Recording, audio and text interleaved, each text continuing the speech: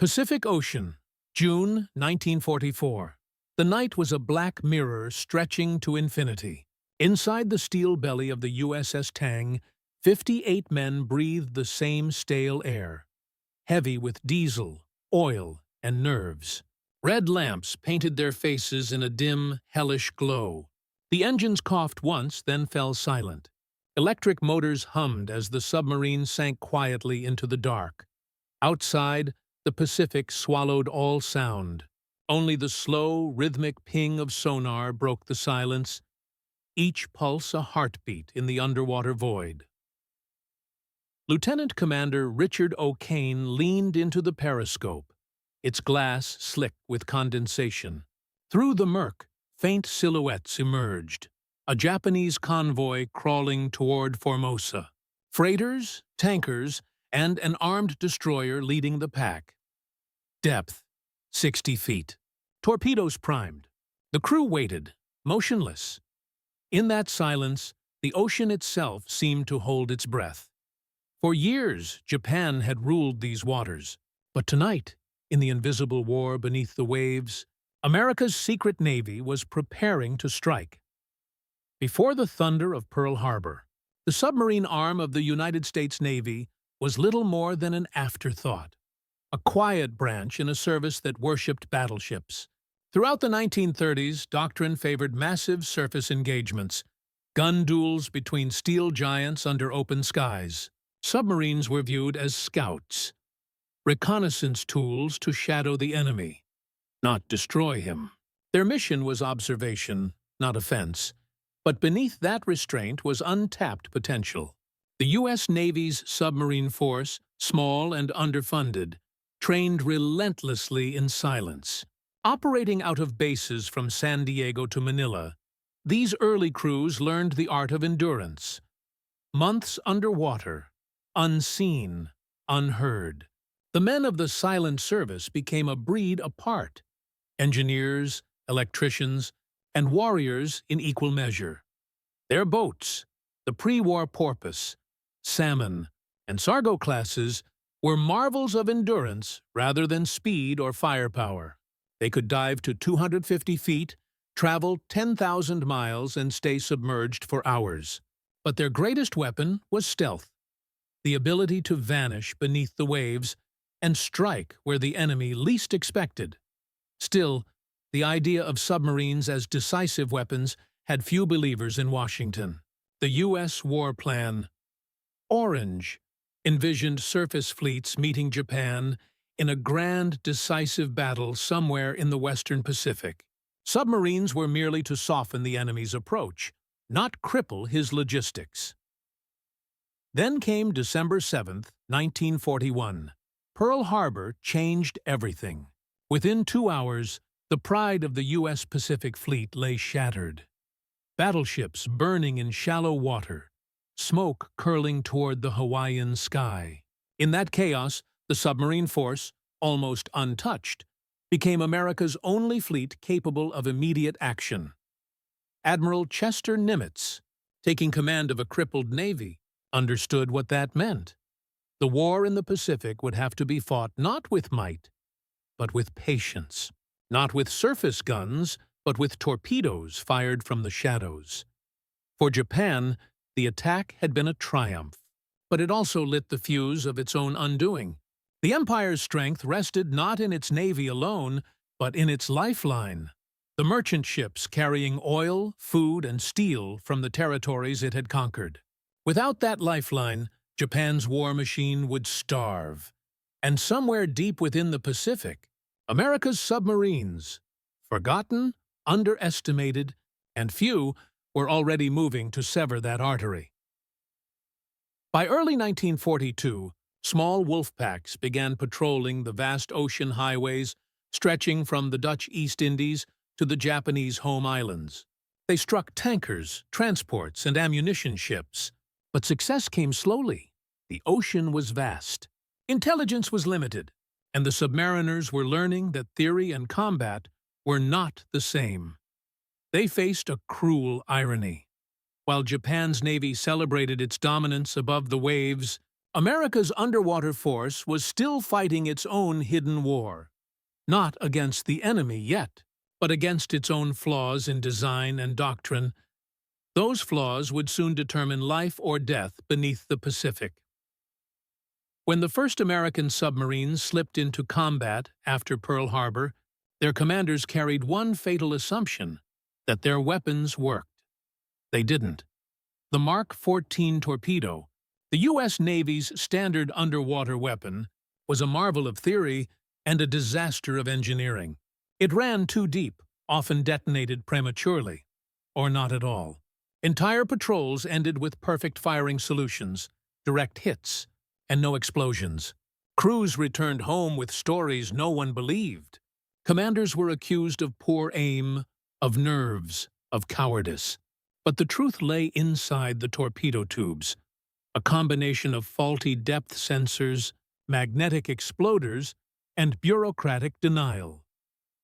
For more than a year, America's submariners fought not only the Japanese, but the blind faith of their own Navy Bureau of Ordnance. Meanwhile, the Japanese believed their waters were safe. Their anti-submarine doctrine was outdated, rooted in a misplaced faith in their own superiority. Japan's navy was built to fight surface battles, elegant, fast, and precise. Depth charges were scarce, sonar training was minimal, and the very idea that submarines could choke an empire's supply lines was dismissed as Western theory. This overconfidence would cost them dearly.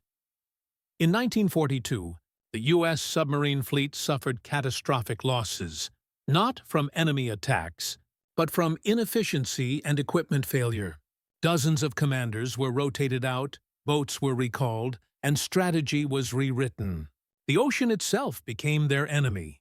Heat, pressure, the constant hum of engines, the claustrophobic stench of diesel and sweat. Life aboard a sub was a slow suffocation. No fresh air, no sunlight, no privacy.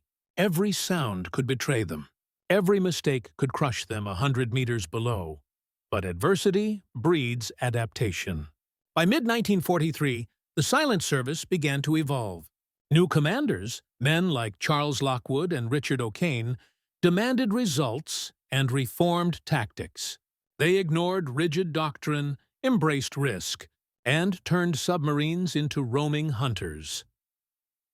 The Mark 14's defects were finally exposed after relentless field testing. Some conducted secretly against orders. Depth settings were recalibrated, magnetic detonators disabled, and suddenly the ocean turned deadly for Japanese shipping. At the same time, Allied intelligence began feeding submarines critical data: routes, convoy schedules, even ship names. What Japan never realized was that by then, the Allies had begun reading portions of their naval codes. Every message transmitted by Japanese naval headquarters became a thread in a growing web of intelligence that guided U.S. submarines toward their prey. Citraders. Results were immediate and devastating. Merchant. Convoys once considered safe were ambushed hundreds of miles from port.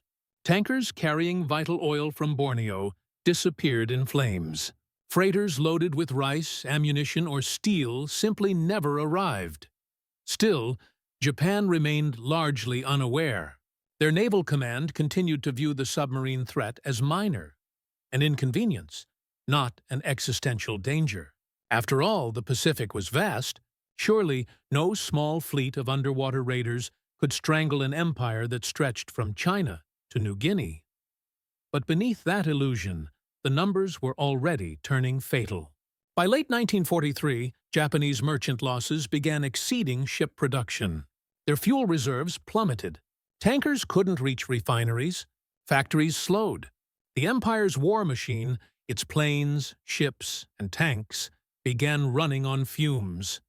And yet, on both sides, there was no public glory for these underwater warriors. No parades, no headlines. They fought in shadows, unseen, uncelebrated, but indispensable. By the dawn of 1944, the silent service had transformed from a neglected auxiliary force into America's deadliest weapon in the Pacific. Their mission was no longer reconnaissance, it was annihilation. Japan, confident in its fleets and fortresses, still had no idea that an invisible navy hunted its lifeline day and night, turning the ocean, once its empire's highway, into its graveyard. The stage was now set for the turning point, when America's submarines would rise from obscurity to rewrite the balance of the Pacific War. In the silent world beneath the Pacific, there were no front lines, only endurance. Each patrol began the same way. A steel hull sealed shut, hatches locked, and a crew of 70 men descending into darkness for weeks or months at a time. The submariners of the U.S. Navy lived in conditions few others could imagine. The air was heavy with oil and sweat. The temperature inside could climb past 100 degrees in tropical waters. Fresh water was rationed, showers were rare, and sleep came in narrow bunks shared in shifts. The hum of engines was constant, the air stale, the silence between sonar pings thick with tension. They were young, many barely in their 20s, yet their task demanded nerves of iron. A single error could mean implosion at 300 feet. A single sound, a dropped wrench, a loud cough, could summon death from above. But they called themselves the Silent Service, with pride. Every patrol was an invisible duel of intellect, nerve, and patience. When success came, it arrived in brief moments: a periscope sighting, a target locked, the hiss of torpedoes, then a distant explosion. And just as quickly, they vanished again beneath the waves, leaving only oil slicks and silence behind. The submarines of the U.S. Navy were marvels of practicality and evolution. Early war models were cramped and temperamental, but constant innovation turned them into some of the most advanced weapons of the conflict. Their arsenal was as complex as their mission. Torpedoes, once plagued by defects, became lethal instruments of precision once the Mark 14's flaws were fixed. Sonar and radar, emerging technologies, gave these boats the ability to see in total darkness, to detect ships miles away, or listen for the faintest hum of propellers. When surfaced, their deck guns and anti-aircraft mounts allowed them to finish what torpedoes began, striking crippled ships or defending themselves from patrol planes. But no technology defined submarine warfare more than the periscope, a single narrow lens slicing through the sea's surface. It was the submariner's eye, the line between the hunter and hunted. In that tiny circle of vision, captains made life-and-death decisions, balancing mathematics with instinct. Each submarine was a self-contained ecosystem, a warship, a machine, and a coffin all at once. Every creak in the hull was a reminder of mortality. Every successful attack, a triumph of engineering and discipline. Across the vast Pacific, Japan depended on its merchant fleet as much as its navy. Hundreds of ships carried oil from Borneo, rubber from Malaya, and food from China. The arteries of an empire stretched across 4,000 miles. Yet Japan's leaders never truly feared the submarine threat. Their doctrine treated commerce protection as a secondary concern. They preferred offensive operations, grand fleet engagements, and island defenses to convoy escorts or anti-submarine patrols. The Imperial Japanese Navy saw submarines as weapons for attacking warships, not defending shipping. Their merchant ships sailed independently or in small, poorly protected groups. Escort vessels were few, sonar training was limited, and air reconnaissance was inconsistent. In contrast, American submarines, guided by growing Allied intelligence and radar, began mapping every major trade route. They learned the rhythms of Japan's supply system, the tanker convoys between the East Indies and Japan, the cargo ships feeding Rabaul, the ore carriers leaving Formosa. One by one, those routes began to vanish. By 1943, it became routine for Japanese coastal waters to glitter with burning fuel at night, silent evidence of unseen hunters. Captains like Dudley "Mush" Morton of the USS Wahoo and Richard O'Kane of the USS Tang turned their boats into legends, sinking ships faster than Japan could replace them. And yet, Japan refused to adapt. The empire that had once dominated the Pacific's surface had no defense beneath it. While Japanese admirals plotted great surface battles that never came, America's submarines quietly bled their empire dry. The ocean, once their shield, had become their executioner, and in the control rooms of those American boats, surrounded by dials, maps, and the faint hum of sonar, a new kind of war was taking shape, fought not by numbers, but by precision, intellect, and the courage to remain unseen. The transformation was nearly complete. But victory beneath the waves required leadership and a willingness to break old rules. The transformation of America's submarine campaign did not come from luck or chance. It came from leadership willing to question everything. The BDU leadership angle in early 1942, the U.S. submarine force was cautious, restrained by outdated doctrine and timid command structures. Many patrol reports ended with missed opportunities, captains unwilling to risk their boats in aggressive attacks. But by mid-war, new leaders emerged. Men who believed submarines were not defensive pickets, but offensive hunters. At the heart of this change was Vice Admiral Charles A. Lockwood, commander of COMSOPAC, the Pacific Submarine Force. Lockwood was not just a strategist, he was a reformer. He trusted his captains, pushed for innovation, and demanded results. When reports of failed torpedoes reached him, he refused to accept bureaucratic excuses. He personally oversaw live fire tests in Hawaiian waters, watching Mark 14 torpedoes run too deep, fail to detonate, or circle back dangerously. His message to Washington was blunt. If the Bureau of Ordnance can't give us torpedoes that work, then we'll build our own damn weapons. Under Lockwood's leadership, aggressive patrol orders replaced defensive routines. Commanders like O'Kane, Morton, Dealey, and Fluckey were encouraged to think independently, to stalk convoys at night, attack on the surface, and strike even in shallow waters where few dared to go. The result was a cultural revolution inside the silent service. Submarine captains became autonomous warriors, trusted to make decisions without constant oversight. They combined daring with calculation, blending mathematical precision with human intuition. Lockwood's leadership turned a faltering arm into one of the most effective strategic weapons of the entire Pacific War. By 1944, his submarines were no longer a scattered fleet. They were a coordinated force that crippled Japan's economy, without ever needing to fight a single fleet engagement. But there was another side to this secret war, one that rarely made the headlines. Submarine warfare was brutal. Targets were often merchantmen, civilian-manned cargo ships carrying essential supplies. There was no warning, no chance for surrender. A single torpedo could split a freighter in half, sending hundreds into the water. Few survivors were ever rescued. To many American submariners, it was a moral burden they learned to carry in silence. Their orders were clear: sink everything that floats and feeds the enemy machine. It was a war of necessity, not mercy. Some captains chose to rescue survivors when they could. Others couldn't risk surfacing under air patrols.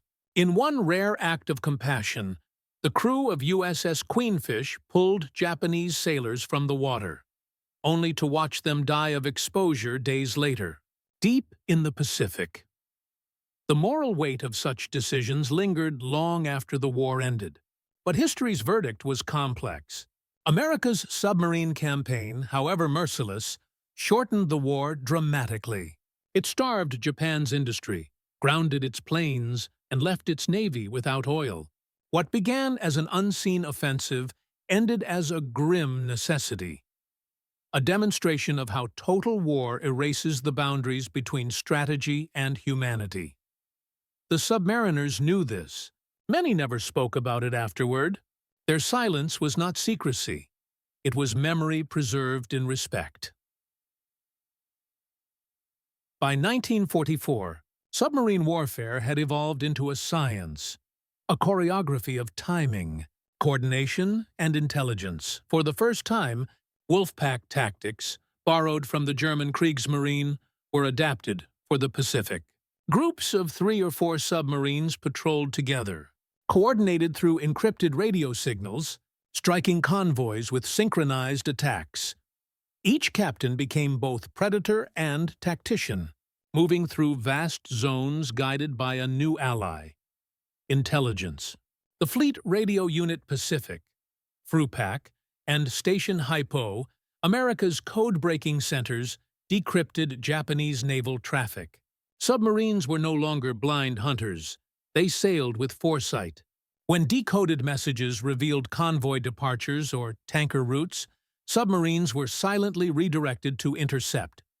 The results were devastating. Japanese tankers carrying oil from the Dutch East Indies were ambushed in mid-ocean. Ore carriers from Manchuria disappeared without trace. Food shipments to the home islands dwindled. By 1945, Japan's merchant fleet, once numbering over 6 million tons, had been reduced to barely a fraction of that. Even more astonishing was the precision. Submarines attacked at night on the surface, using radar to locate convoys. Their low silhouette and black-painted decks made them invisible until the first torpedo struck. Once detected, they dove instantly, releasing decoys and slipping into thermal layers to evade depth charges. Every sound, every echo mattered. The sonar operator's headset became the heartbeat of survival, the difference between death and another successful patrol. This blend of leadership, morality, and tactical genius created a force Japan never understood. They had prepared for great naval battles, not for a slow strangulation from the depths. By the time they realized the scale of the threat, it was too late. The Empire's lifelines were gone, and its navy could no longer move without fuel. Beneath the surface, America's submarines had rewritten the logic of naval war. They had proven that silence could be mightier than firepower, and invisibility more decisive than numbers. But this new kind of warfare came with a price. One paid not only by the enemy, but by the men who lived it. Many boats never returned, their last messages ending with coordinates and static. Their loss was the shadow side of victory, the human cost of mastering the wider ocean's most unforgiving battlefield. And as 1944 turned to 1945, those who remained would take on their deadliest mission yet, closing Japan's final supply routes and sealing the Empire's fate from beneath the waves. By mid-1943, a quiet revolution was taking place beneath the waves. What had begun as a frustrated, error-plagued campaign was transforming into one of the most lethal naval offensives in history. For the first 2 years of the war, U.S. submarines had struggled under the weight of their own technology. Torpedoes misfired, duds struck hulls with hollow thuds, and captains watched targets escape because of defective weapons. But at last, the silence of the deep began to roar. In the spring of 1943, Admiral Lockwood ordered live fire tests off Kahulawi Island. One by one, Mark 14 torpedoes were launched against the cliffs, and the results were undeniable. The magnetic exploders failed, the depth-keeping mechanisms were off by several feet, and many detonators were too weak to trigger even when they hit. Lockwood's fury turned into determination. He defied Washington's orders, dismantled Bureau of Ordnance secrecy, and personally authorized field modifications. Crews began disabling the magnetic exploders, adjusting depth settings, and installing new impact pistols built by submarine machinists themselves. When those torpedoes finally exploded as designed, the war changed overnight. For the first time, the U.S. submariners' skill matched their weapons' reliability, and the results were devastating. Now armed with dependable weapons and aggressive orders, a new generation of submarine captains began rewriting the Pacific map. The USS Wahoo, under Lieutenant Commander Dudley "Mush" Morton, became a name whispered with reverence and fear. Morton's philosophy was simple: attack relentlessly, leave nothing afloat. His executive officer, Richard O'Kane, would later become one of the war's most successful submarine skippers in his own right. In 1943, Wahoo prowled the Sea of Japan, sinking tankers, freighters, and troop transports in a series of daring daylight attacks. One mission alone destroyed 8 ships in a week, a record at the time. But Morton's aggressiveness eventually led him too far north. In October 1943, Wahoo was caught in a Japanese air and depth charge trap. She and her crew of 80 never returned. Their loss was tragic, but their tactics became doctrine. Morton's ferocity set the standard for every patrol that followed. Then came O'Kane himself, commanding USS Tang. O'Kane refined Morton's boldness into surgical precision. He attacked on the surface at night, using radar and intuition to strike from within enemy formations. On her final patrol in 1944, Tang sank more ships than some entire fleets, including a full convoy in the Taiwan Strait. Fate, however, was cruel. One of Tang's own torpedoes, a defective Mark 18, curved back and struck the sub's stern. Only 9 men escaped the sinking. O'Kane survived, spending the rest of the war as a POW. He would later receive the Medal of Honor for his unmatched record. 33 ships destroyed. Another name that became legend was Commander Eugene Fluckey, captain of USS Barb. Fluckey was inventive, fearless, and unorthodox. His submarine didn't just attack ships, it struck land. In 1945, Barb raided the coast of Japan, destroying a train by launching rockets from a makeshift deck launcher and planting explosives along railway lines. Fluckey's audacity symbolized the peak of American submarine innovation, when undersea warfare blurred into covert sabotage. Each of these boats, Wahoo, Tang, Barb, became a chapter in an invisible epic. Their missions represented not just success, but the maturation of a strategy that combined stealth, precision, and intelligence into a single devastating force. Behind every successful patrol was another silent partner: the cryptanalysts at Hypo and Frupak, still decoding Japanese communications. By mid-1943, codebreakers could track tanker convoys leaving Singapore and the Dutch East Indies. Submarines were vectored like invisible wolves toward prey they had never seen. In June 1943, intercepted messages revealed a major troop convoy moving toward New Guinea. Within days, American submarines, Celian, Drum, and Scamp, were lying in wait. They attacked under cover of darkness, sinking multiple transports and scattering survivors across the Bismarck Sea. The coordination between codebreakers and submariners became so seamless that the Japanese began to suspect internal betrayal. They had no idea that their own radio signals had become an American navigation chart. Tactically, submarines now ruled both above and below the surface. Crews learned to attack from periscope depth, fire spreads of torpedoes at varying depths and angles, then dive under the convoy's keel to escape counterattack. Radar made them night predators. Sonar made them ghosts. Japanese escort ships fought back with depth charges and hydrophones, but their equipment was primitive, and their doctrine remained rigid. Many believed submarines could not operate effectively in shallow coastal waters, a misconception the Americans exploited ruthlessly. By 1944, every Japanese supply route became a potential killing ground. Tankers leaving Brunei were torpedoed before they reached Formosa. Cargo ships bound for Yokohama never arrived. Even destroyer escorts began running short on fuel, forced to abandon their own convoys to save what remained. The turning point had come. America's submarines were no longer a supporting arm. They had become a primary weapon of strategy, a secret navy beneath the waves, invisible yet omnipresent, hunting not for glory, but for effect.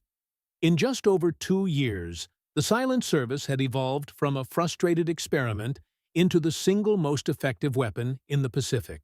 And as 1944 dawned, Japan was beginning to feel the slow strangulation of that invisible blockade.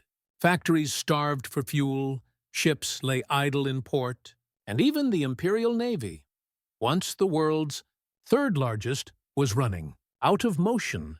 The ocean had turned against them, but the real reckoning was still to come. When America's submarines turned their full strength on, Japan's last lifelines and the empire's beating heart began to suffocate beneath its own seas. By late 1944, the Pacific had become a graveyard of steel. The once endless flow of Japanese merchant ships that had crisscrossed the empire now drifted to the ocean floor, one after another, silent tombs for men and material. The U.S. submarine campaign had reached its crescendo.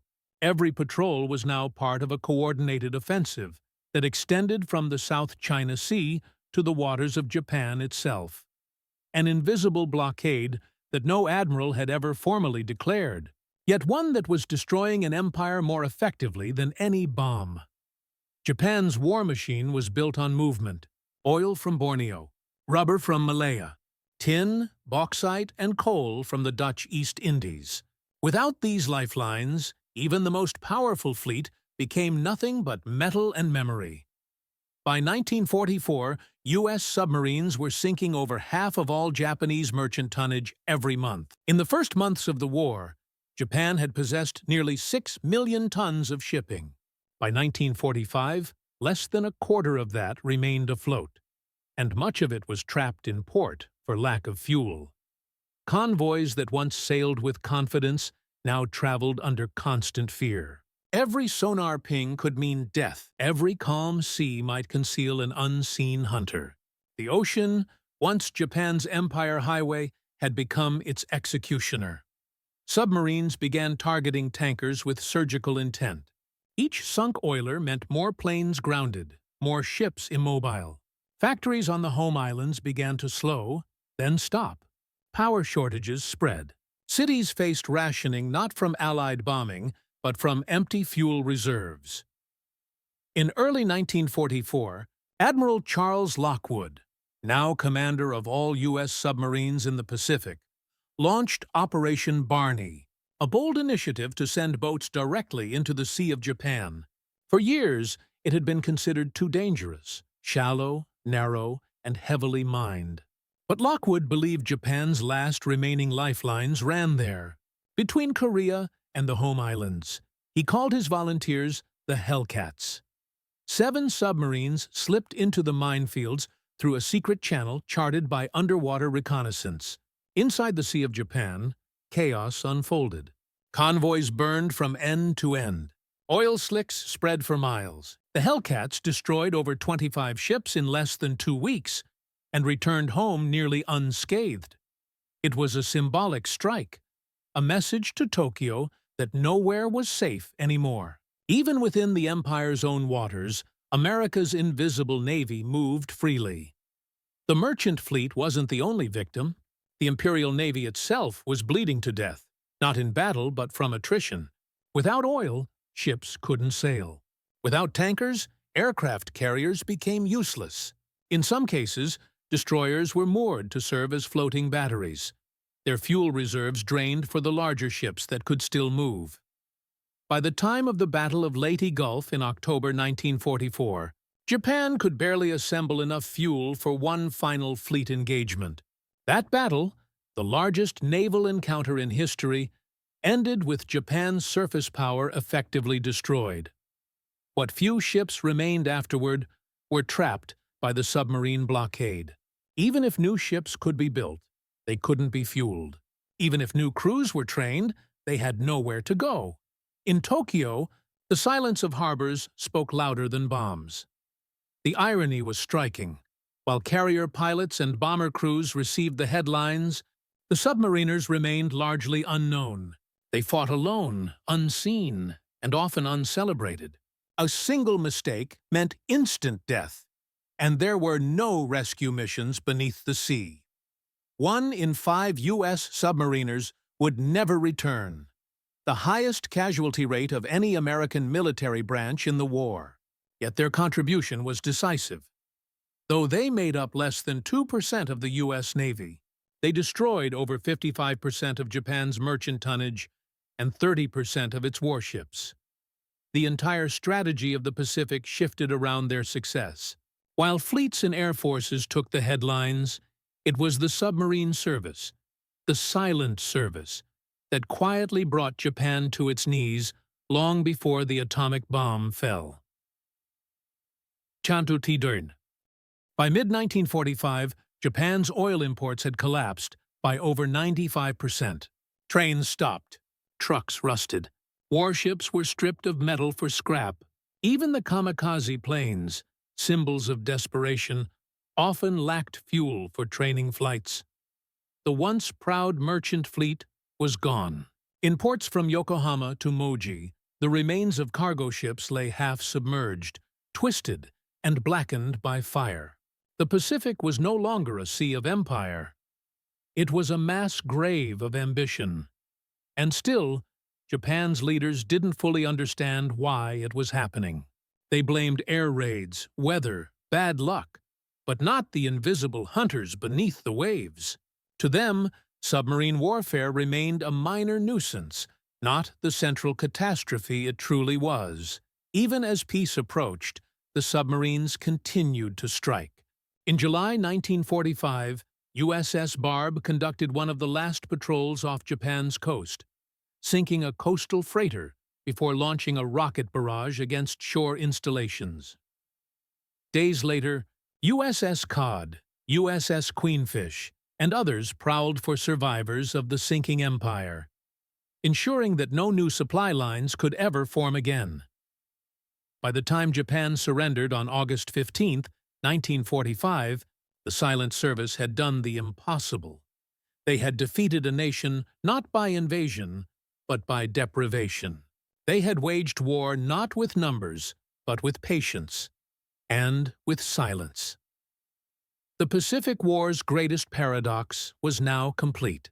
The empire that began its conquest from the sea had been destroyed by the sea itself, and by a navy that Japan never saw, never heard, and never truly understood. When the guns finally went quiet in August 1945, Japan stood surrounded not just by occupation forces, but by the silence of an ocean that had turned against it. The war that began with the thunder of Pearl Harbor ended with the slow suffocation of an island empire. The U.S. submarine campaign had done what no bombing raid or invasion could achieve. It had cut Japan's arteries, severing the flow of fuel, steel, and food that sustained its armies and cities. Every ship sunk meant another village without rice, another factory without oil, another warship stranded in port. By war's end, U.S. submarines had sunk over 2,300 Japanese vessels, including 8 aircraft carriers, 11 cruisers, 43 destroyers, and hundreds of transports and tankers.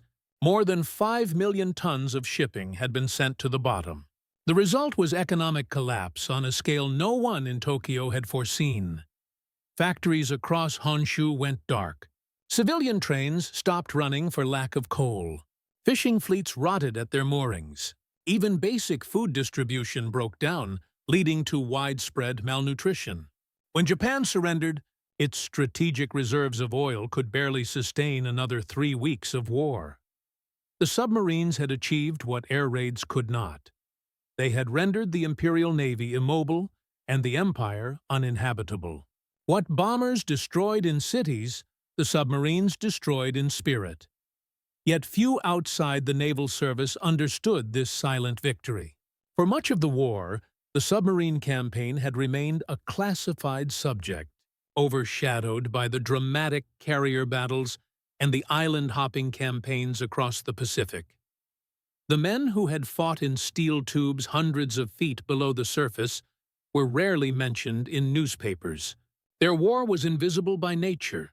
No footage, no photographs, no reporters. Only patrol logs, coded transmissions and whispered citations mark their existence. Even in Washington, the recognition came late. In early 1945, when Admiral Ernest King reviewed the Pacific naval reports, he finally acknowledged the disproportionate impact of the silent service. Submarines, he realized, had achieved strategic results comparable to a full naval blockade. But with only a few dozen operational boats at any given time, their efficiency was staggering. At the peak of operations, only about 100 U.S. submarines were on active patrol. Of these, fewer than 60 were at sea simultaneously. Yet, they had managed to strangle an empire spread across millions of square miles of ocean. The cost, however, was steep. The U.S. submarine force suffered a 22% casualty rate, the highest of any branch in the American military. 52 submarines never returned, their crews entombed beneath the waves. 3,500 men lost to depth charges, mechanical failures, or vanishing without trace. Each patrol had carried a 1 in 4 chance of never coming home. Yet the men volunteered again and again, not for glory, but because their commanders told them they were making a difference that few would ever see. They lived in silence, fought in silence, and died in silence. And when victory came, their success remained largely unspoken. Churchill once said that the only thing that ever really frightened me during the war was the U-boat peril. In contrast, Japan never feared America's submarines because it never truly saw them. That ignorance became fatal. The Japanese Navy had never invested heavily in anti-submarine warfare. Few escort ships, poor sonar equipment, and rigid doctrine left their convoys exposed. They had believed in decisive fleet battles, not invisible attrition. In the end, that belief became their undoing. By 1945, the entire geography of power in the Pacific had reversed. Where once Japan's empire had stretched across the ocean, it was now contained by an invisible American barrier. The sea that had once been Japan's greatest weapon had become its prison. The submarine campaign didn't just starve Japan, it transformed naval warfare. It proved that a small, unseen force could cripple a vast industrial nation without ever engaging its fleets directly. It foreshadowed a new kind of war, where data, stealth, and endurance mattered more than numbers or spectacle. The ocean had changed forever, and so had the future of warfare. When peace finally settled over the Pacific, the submariners who returned home found a strange kind of silence waiting for them. No parades, no headlines, no grand victory speeches. They were men who had fought in a war no one had seen. Their patrol logs were still sealed. Their missions remained classified. Even their families knew only fragments. A few words, a few medals, a few names carved on brass plates in naval cemeteries. Inside naval circles, however, the truth was unmistakable. The submarine service had broken the spine of the Japanese Empire. It had forced Japan's surrender not by destruction, but by deprivation. But secrecy was part of the trade. For decades after the war, much of the detailed record of submarine operations remained hidden under wartime security classifications. Even when released, it was overshadowed by the atomic bomb, a single event that symbolized the end of the war more neatly than the slow starvation of an empire. Yet for those who had served beneath the waves, the legacy was far greater than public recognition. They had rewritten the rules of naval strategy, and they had paved the way for the future. In the years that followed, the lessons of the Pacific Campaign became the foundation for the Cold War submarine era. The same principles, stealth, endurance, precision, would be reborn in nuclear-powered boats that could stay submerged for months and launch missiles across continents. From diesel-electric patrols to nuclear deterrence, the lineage was clear. The men who once stalked convoys in the shallow seas of the Philippines had unknowingly written the blueprint for the next generation of naval warfare. Technological innovation continued. Improved sonar arrays, acoustic quieting, and ballistic missile systems turned the submarine from a tactical weapon into a strategic one, capable not just of sinking ships, but of deterring wars altogether. What began as a desperate measure to cripple Japan's logistics had evolved into the ultimate instrument of global power balance. Yet even as the technology advanced, the spirit of those early submariners remained unchanged. Silent, unseen, essential. After the surrender, as Allied occupation authorities began compiling records of Japan's lost merchant fleet, the full scale of the devastation finally emerged. Japanese officials were stunned. More than 80% of their merchant tonnage had been destroyed. The lifeblood of their empire erased, often without warning. Many naval officers, when shown post-war statistics, were incredulous. They had assumed the loss of fuel shipments was due to Allied air raids or logistical confusion. Few ever suspected that small American submarines had been responsible for such catastrophic damage. For decades, Japanese historians would refer to the campaign as the Invisible Blockade. An empire had been strangled, not by armies, but by persistence. One torpedo, one ship, one patrol at a time. In 1946, during war crime interviews and naval debriefings, former officers repeatedly expressed disbelief at how extensive the U.S. submarine operations had been. To many, it was a revelation that their enemy had waged a second, secret war, one they never truly fought back against. The sea eventually claimed its own memorial. Across the Pacific, more than 52 U.S. submarines and their crews still rest where they fell. Silent tombs of steel, resting among the wreckage of the ships they sank. Divers occasionally find them, half buried in silt, their hatches sealed, their names still visible on the hulls. Each is a time capsule of courage, ingenuity, and quiet sacrifice. In the decades since, naval historians have come to regard the submarine campaign as one of the most efficient and least understood strategic offensives in modern warfare. It demonstrated that a nation's strength could lie not only in its visible power, but in its invisible resolve. The submariners called themselves the Silent Service.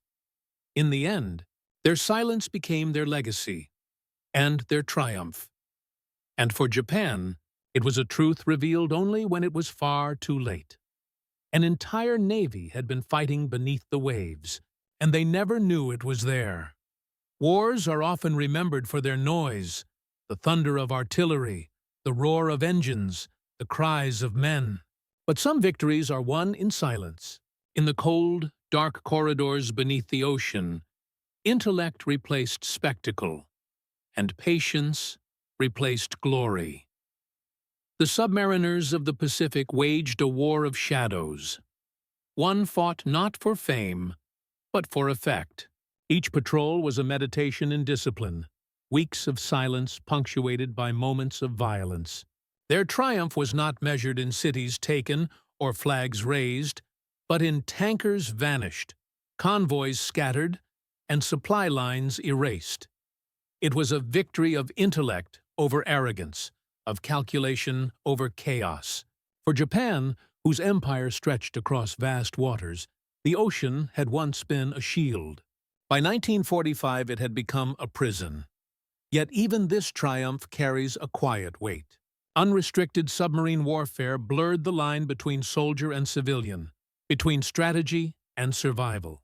Each ship sunk meant lives, not just sailors, but merchants, fishermen, and conscripts who had never fired a shot. The ocean became both a battlefield and a graveyard. History rarely dwells on that silence. The submarine war had no monuments, no grand invasions, no cinematic final charge. It was a campaign fought in mathematics, endurance, and moral uncertainty. And yet it reshaped the modern world. In the decades that followed, the spirit of those unseen warriors would echo in new oceans and new technologies, from sonar pulses to nuclear engines, from codebreakers at Bletchley Park to satellites in orbit. Each carried forward the same truth: that power unseen can be more decisive than power displayed. Beneath the waves, the men of the Silent Service proved that war is not only about courage, but about intellect, restraint, and the cold patience to strike without being seen. And so, when history looks back on the Pacific, one truth remains unspoken, yet eternal. Japan never knew America had a secret navy beneath the waves.